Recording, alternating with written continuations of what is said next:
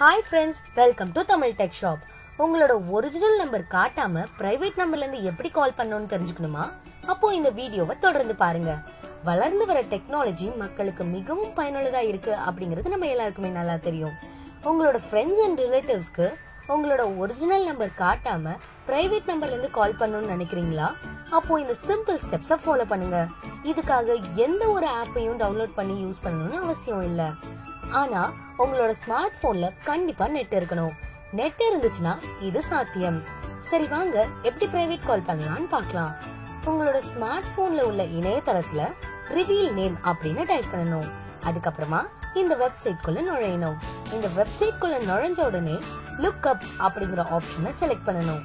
Look up பகுதியில கால் அப்படிங்கிற ஆப்ஷனை செலக்ட் பண்ணணும். கால் ஆப்ஷன்ல நீங்க பல்வேறு கண்ட்ரீஸோட லிஸ்ட பாப்பீங்க.